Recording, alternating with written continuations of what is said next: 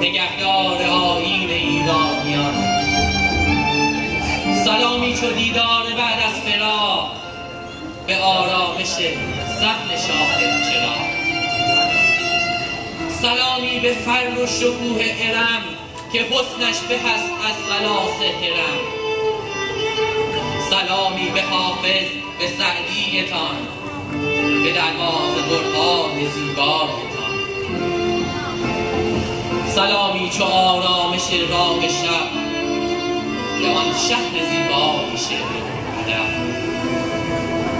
سلامی چو بوی خوش وصل یار، سلامی چو پایان یک انتظار.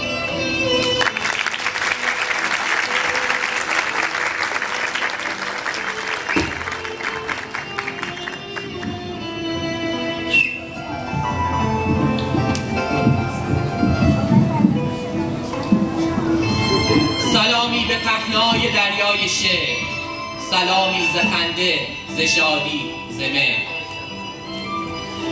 سلامی لطیف همچو آوای ساز به آن سرو ناز و به آن شهر راز. سلامی معطر چو بوی گلاب، گواراتر از شرب یک جرعه آب. سلامی به گرمای صاحب دلان، به اجرای زیبای روشندلان.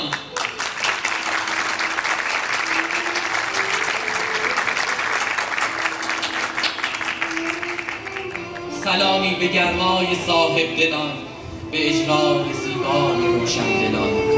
سلامی چو بوی خوش وصل یار، سلامی چو پایان یک انتظار.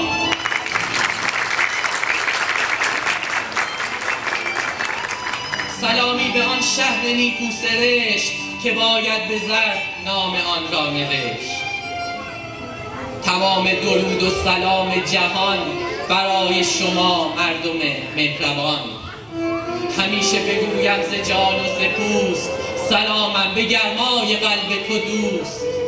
چه گویم که من هر چه گویم کم است، نگاه شما با دلم محرم است. خلاصه بگویم چنین و چنان، سلامی به خوبی شیرازیان.